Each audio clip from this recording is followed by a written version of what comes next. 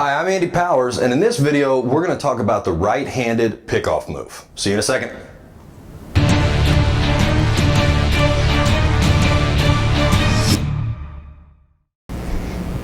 Okay, so in this video, we're going to talk about the right-handed pitcher's pick-off move to first base. You got to have a good one. There's a lot more right-handed pitchers in this game than there are left-handed pitchers. So this is a move that everybody should be learning how to do and effectively do to be able to manage and control the running game as best they can. So one of the things I want to start off with, we're going to cover two pick-off moves today for right-handers, what I call a test move and what I call a balk move, and we'll get into them in a second. But the first thing that I want you to understand is what I always taught my guys is that as a right-handed pitcher, from the moment we started our pickoff move, so the very first moment we started our move to the moment the first baseman caught the baseball, I wanted that done in 1 second or less. Okay, I wanted it done extremely quick and effective. I wanted that ball to get over there and get on that runner, okay, because when you do that, the runner has to respect that. He has to respect the fact that when you come over, you're coming quick, and that causes a lot of guys to shorten up their lead, causes a lot of guys to get a little nervous, and if we can sit there and distract the runner a little bit or plant that seed of doubt in his back of his head, then we have our advantage already, and we stand a better chance of trying to either pick the guy off or keeping him from trying to steal second base. So that's the first key that I always had my guys do, is that when we would pick, we didn't spend time with, you know, the slow step and the lobbing it over there. I never understood the point of that move. I'd be happy to have somebody try to explain it to me, but I've never understood it. I think it's a total waste of time and pointless. It's getting it over there and getting it quick. You know, when you pick, let's have the intent of getting somebody out. All right, let's not just do it for show. Get somebody out. Base runners have to respect that. So there's kind of two ways, first of all, that I want to talk about in the tells before we get to the actual pick. And I'm going to do this facing you most of the time, because I'm sure you don't want to look at my backside the entire time. But there's two main tells that a right-handed pitcher will do as far as base runners go, the real good base runners that we'll look for. But if you're a right-handed pitcher and you come up and you've got a more of a wide stance to when you come set, all right?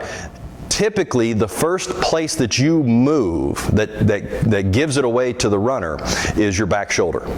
That you'll sit there and you move your back shoulder to start coming around. And so we want to be aware of that as best we can. And take a look at that. Look at video. Have somebody watch you. If you're a guy that comes into a wide stride as you come set, watch your back shoulder, your throwing shoulder, to see what you do. If you're a guy that comes close, if you're a guy that when you come set, your feet are a lot closer together. Typically, the first part that moves on your body is your front heel. All right, and again, that's something that you want to have somebody look at and key in on to see if you're giving that away or not. So, assuming that you're not doing one of those, and you've got a pretty good move, the next key to a pickoff move is to sell the runner that you're going to the plate. And some guys will call it deceiving. I don't care. I was a pitcher and I want to deceive the crap out of them. So the key to doing that is to keep your shoulders at home plate as long as you possibly can. You make the move with your feet, okay? So I'm going to show you real quick from the backside what a base runner would see if you don't keep the shoulders close. So you're coming set regardless of where your feet are, and a lot of guys that I see, as soon as they want to move, that lead shoulder starts to turn. That's a dead giveaway to a base runner that you're coming over. But if you're able to keep those shoulders on home plate for as long as you can, and you make the move with your feet, he has a lot less obvious chance of seeing that you're getting ready to pick, because he's looking the entire body. There's very few base runners that are being able to really zone in on one particular area of a pitcher to see if he's giving it away or not. If you ever run into those guys, hats off to them. They've just they've got a real skill that they've developed there. But most of the guys, they're looking at the entire pitcher. So sell it to home plate as much as you can. All right, so now we're going to talk about the footwork before we get into the test moves. The footwork part is if I've got, if I'm going to use this line right here as my rubber. So I'm going to come set. The very first move that you want to do on a pickoff move is to take the foot that's against the rubber, and you want to just kind of pop it real quick. Just pop that heel real quickly, just enough so that you're angling your hip so it's easier to come around and turn and make your throw. You want to do these very quickly together, but if you're just learning how to do this, you definitely want to slow it down and break it into pieces. But you want to pop that heel, and then you're going to take your front foot and you're going to swing it around. Now notice that my chest is still facing third base. My shoulders are still at home plate, because then it comes around and I make a quick throw. And that's the key that we want. So you come set, pop, turn. All right, some guys think that you have to step behind the rubber before you pick, and that's a total false. You do not have to. You have to throw it to first base, though, if you're still in contact with the rubber as you make your pick. I want to be clear about that. If you step off the rubber, you don't have to throw. But if you're still in contact with the rubber as you turn, you definitely have to make your throw. Otherwise, that is a balk, and you're going to award the guy the next base, and we didn't even want to do that in the first place. All right, so if you've got your footwork down, you make the pop and you bring your foot around, keeping it low. The next thing you do, instead of a big long arm swing, take the ball, whether you've got your hands on your belly button or if you're a guy that likes to be up here at your chest, doesn't matter. As soon as you turn, bring it right to your ear. This is a snap throw. This isn't delivering a fastball to home plate. This is a snap throw, so you're going to come right to your ear and then just put it on them. All right? This takes too much time. Remember, we want to get this done in a second or less. That's 1001. Boom. And the guy should have the ball already. So as you're popping the foot and turning, the ball comes right to your ear, and then you turn and pick it up and make a good hard throw to the first baseman. So if we've got those concepts, let's talk about the first move, the test move. I called it a test move because this was a situation where we would do it where we wanted to see if maybe the runner was going to be going, or we wanted to see if the guy at the plate might be wanting to bunt. So we did it to just test some things out. So all we did is we would come set and we'd hold it. Now, here's another key for you guys as right-handed pitchers. Get comfortable holding the baseball. Okay, it seems like it would be so simple. When you're in a game, if you've ever pitched, you understand how difficult that is. Come set, count 1001, 1002, 1003.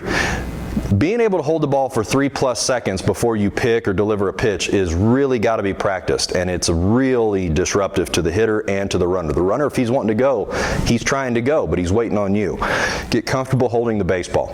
But when we would pick, we'd come set. As soon as we stopped moving, 1001, 1002, 1003, and then all we did on the test move is we just did a quick buckle of the legs. So we would just buckle the knees, and as soon as we buckled, then I would turn with my footwork and put it on him. This quick little movement was just enough to try to see if we could get the runner to go and start making his way towards second base, or if we could start to see if the runner or the batter was going to start to square, because we just gave the impression that I was getting ready to go to the plate. Instead, I just bounce it and then turn to pick. So that was our test move. Now I will tell you this, if the runner was leaning and he got back to the bag, but he looked like he was getting ready to go, we would immediately follow it up with the next move that I'm going to talk about, which is the balk move. You know, everybody's going to have their opinion on it, but my opinion is if you got a good one, use it. All right, umpires usually aren't looking for that stuff too, depending on who you are that's watching it. If you're a high school guy, or if you're maybe even a Division I guy or a youth guy, you've probably got a two-man crew behind the plate and behind second base. If you're D1 or college guy, you may have a three-man crew, but they're not really looking for balk moves anyways.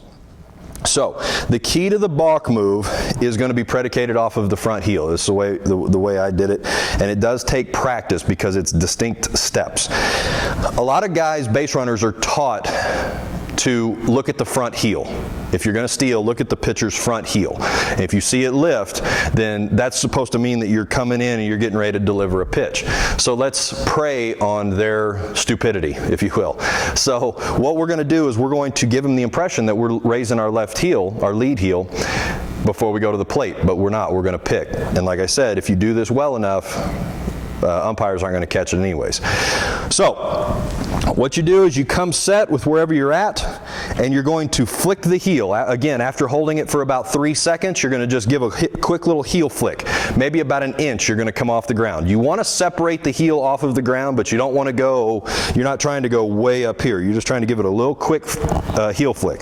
You're going to pick it up, put it right back down. As soon as your heel hits the ground, then you're going to pivot your foot and come over and throw. All right? And you want to do this very quickly. Now, if you're just learning this move, I definitely would practice it in this stage. Up, down, pivot, and turn. And I would go slow like that. Start to really feel how everything works and in that order. Because I see so many guys that will sit there and they'll lift their heel and then they'll turn. And that doesn't show us anything. That doesn't sell it or trick the runner, if you will, into leaning. It just looks like a really elaborate move that you're coming over with. So you want to eventually be able to get it to where you're here, turn, and go. Okay? I'm telling you, if you do it well enough, the runner's not going to see it. You're going to pick guys off. But if we ran the test move and the guy went diving back to the bag, we immediately followed it up with a balk move. All right? Get comfortable with holding the baseball and holding, varying your times. 1001, 1002, 1003, go to the plate. 1001, 1002, 1003, and pick. Mix them up, mix up your times. 1 second, 3 second holds, 5 second holds. That's really some really good stuff to be able to do to manage the running game as a right-handed pitcher. So I hope that helps you. I'll see you down the road.